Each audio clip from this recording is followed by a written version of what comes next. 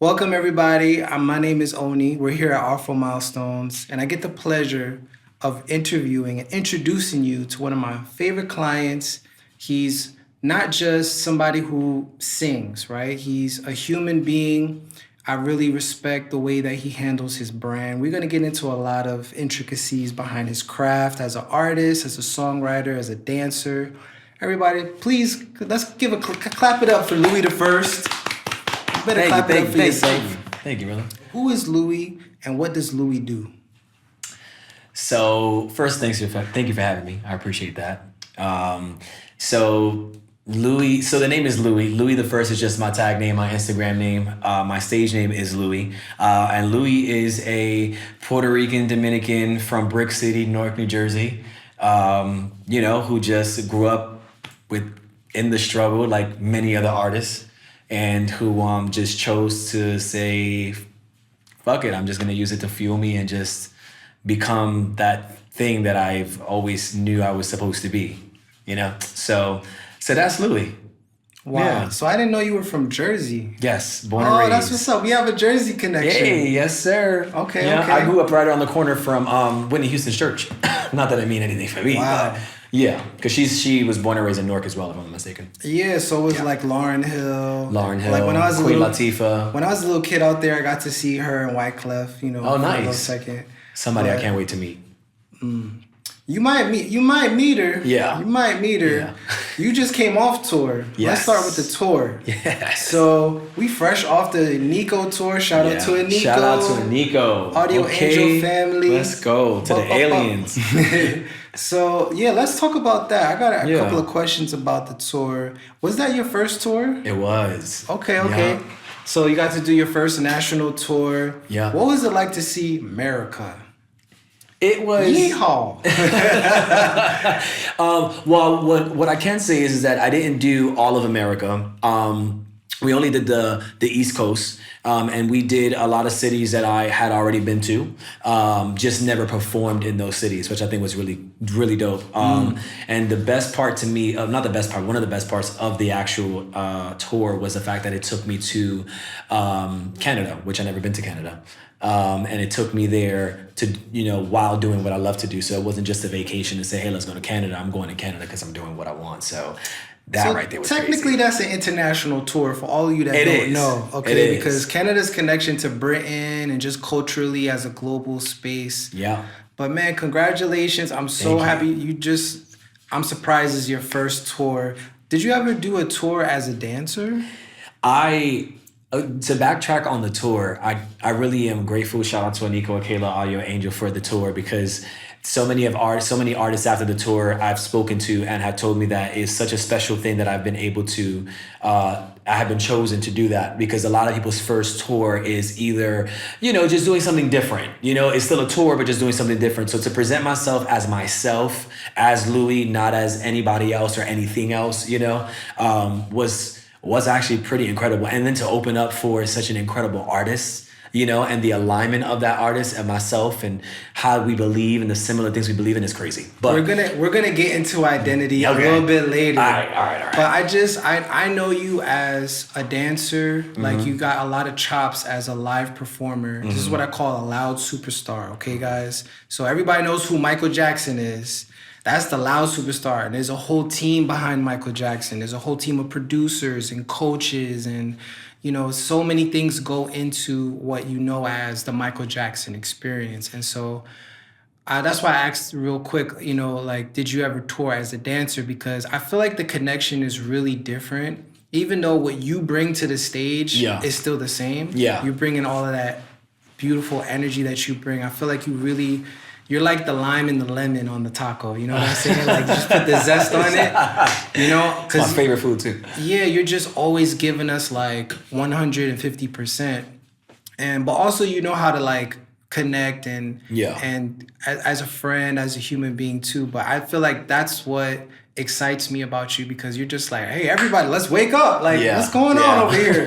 But yeah, I just wanted to talk about that connection for you, because man, I remember like traveling across the country and seeing America for what it's really like. You kind of just, it really opens your mind because we're privileged. We're out here in New York City. Yeah. We see every race. We hear every language on the train. And so what was that what was it like going around and connecting with people as Louis the First? It felt good. It was, I had told many people that it actually was it validated me. And I think people think that validation is not necessary, and validation is necessary. 100%. Very much so, especially with what we do, you know? So that the tour and connecting with people as myself was validation of like, yet again, I am in alignment with my purpose. You know, and that's what it gave me. And I can even see the way I've been moving even after the tour, and I can see the shift that's happened in me for being able to share myself, you know, and for people to come up to me and just give me so many beautiful flowers, you know,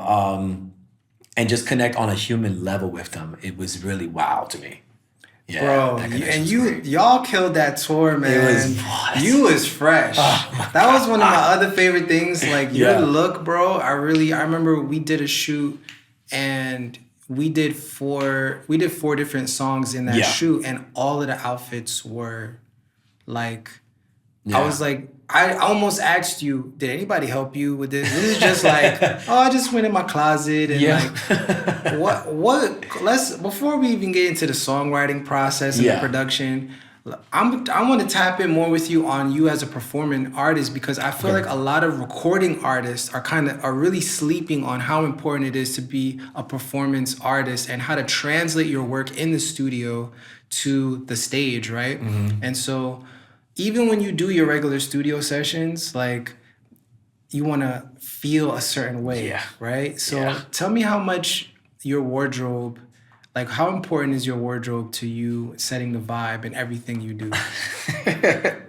I think that if when y'all go follow me on Instagram, Louis the First, by the way, y'all be able to really see that clothes to me is important. Clothes sets the tone for an artist. I think that, you know, one thing being with the voice box and training with the voice box is don't wait to be there, be there.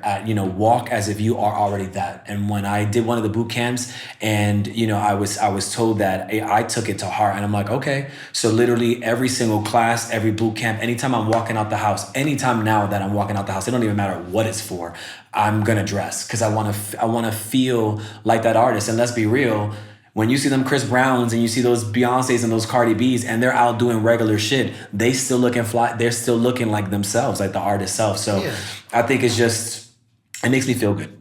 Clothes make me feel good. That's what's up. Yeah. And to be honest, I was trying to tell you, like, man, that this stylist / could come in, bro. Right. I know you even get requests for that, like, you know, can you help me put an outfit together? I have, from a few people, you know, within our community. I have, and it makes me feel really good too. That, you know, you just like, hey, can you help me with my content? She was like, I love it. Let's do it. Yeah. Speaking about setting the vibe, right? So you coming in, you're dressed. You've got that opulent air about you now. Now you're ready to just tackle whatever you're gonna need to tackle because in New York City, when you come outside, anything could hit you. Yeah. From above, below. Right. You don't Side, know. You don't know. But you're gonna look good while it's happening. Right. So let's say we just left, we're looking fresh, and now we're gonna go to the studio. Yeah. Let's break down the recording artist side of Louis, which I'm very intimately. You know, I spend most of my time with you. We're producing something. We're doing pre-production or post-production. And, you know, for the people out there, whether they know anything about music, maybe they're a different type of artist, I want to be selfish and intentional about giving y'all all the goodies on how to make great music, right? So get some inspiration from Louis' process. But yeah, break it down for the people. What does it take for you to start a song or end up in the studio? It's saying something, and sometimes you don't feel like saying something, and sometimes you do.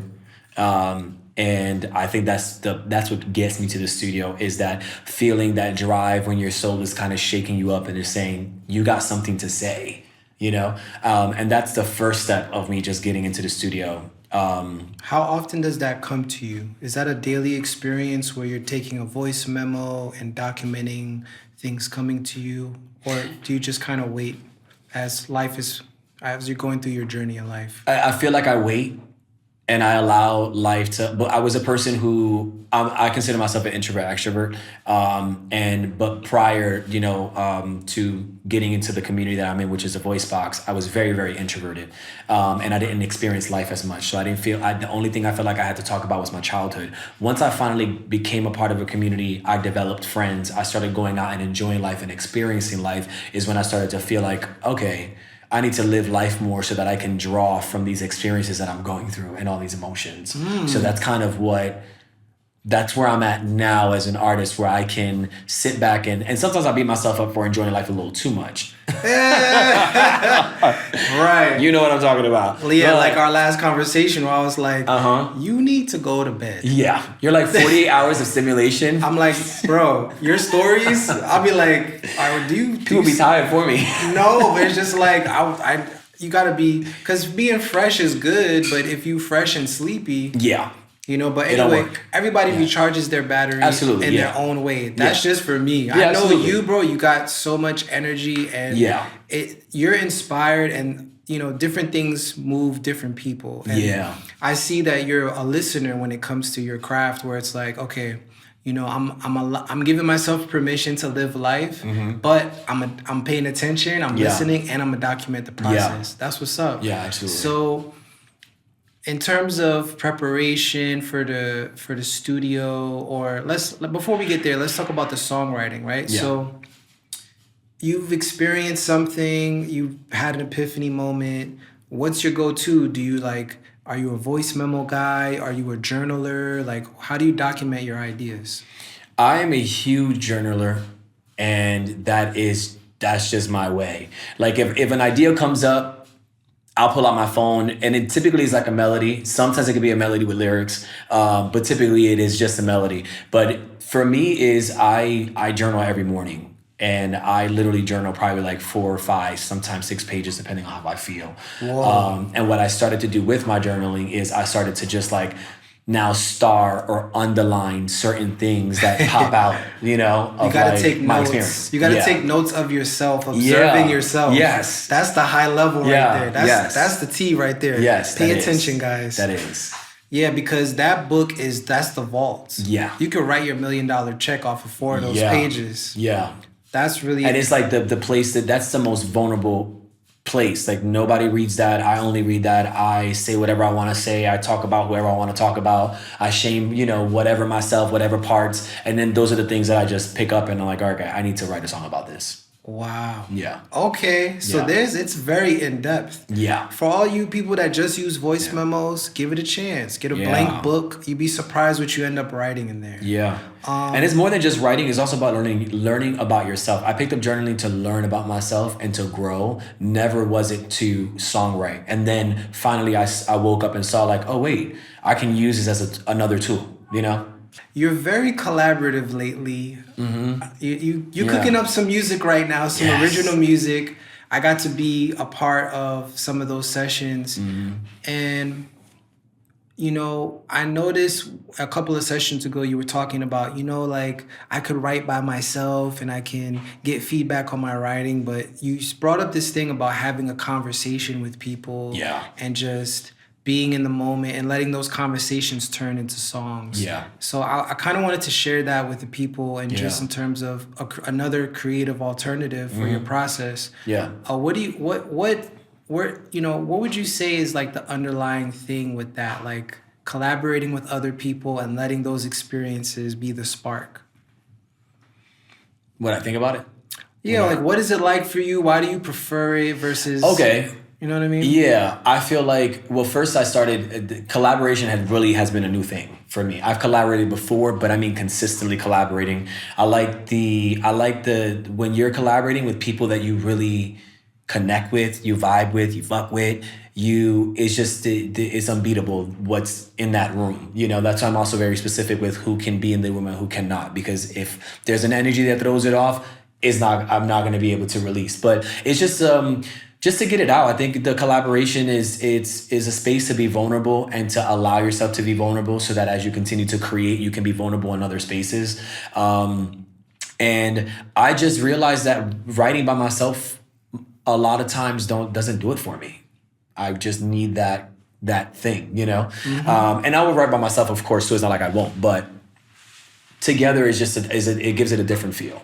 For sure. Yeah. I think that's like the foundation of a lot, like of everyone's relationship. So you have a relationship with yourself, then you have friends and family, Right. you might have a partner. And so when you get with somebody else and you guys are sharing a space together, it could be a room, it could be a train. There's a third power that gets created. Yeah. That's where the word relationship comes from. Yeah. Because there's you and there's a Right. whole, you're in your own universe, Yeah. I'm in my own world. But then that Venn diagram thing happens, right? Yeah. It's Right. called the vesica Pisces, that Okay. little shape in between. Let's go words. And yeah, and I feel like that's the third power that, you know, it's kind of like a DJ mix, you know, he's playing one song, then he puts the other one together. And there's that in moment of like, between. ooh, what's that? Yeah. Is that my joint about to come Right, on? yeah. And I always feel like that's like the most exciting part of creating is like collaboration. Just like as a performer, when you're on stage, you're on stage by yourself, but Yeah. you and the crowd create that performance together. Yeah. Wow. Yeah. And I think, started that.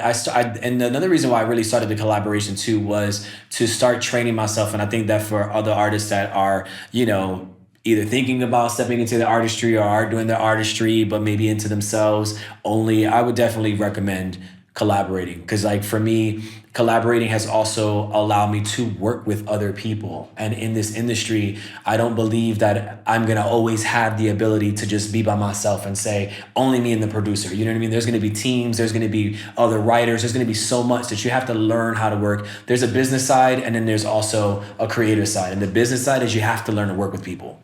So that's a hack.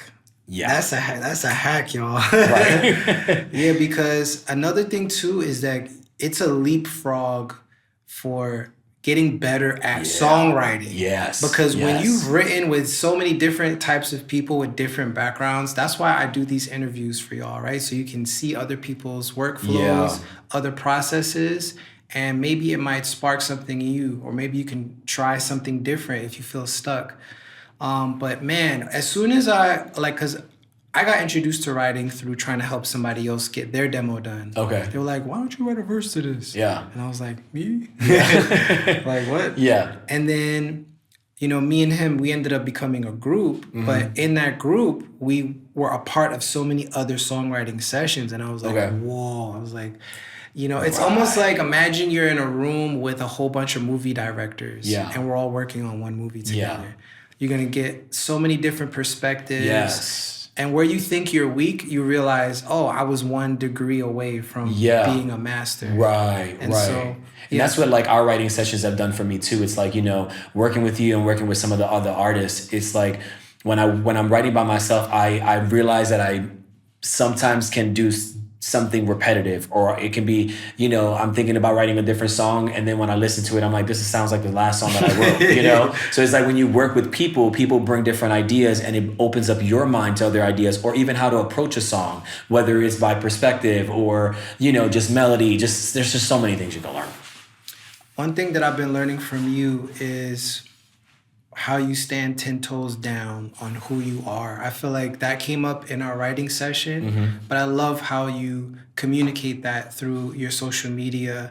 And I feel like your branding right now, I feel like you're laying a super strong foundation. I have a lot of respect for the way you're talking to your followers, building your fan base, regardless of all the talented stuff you got going on. Like some of your most viral stuff is just like, look, I've been going through this journey. Right.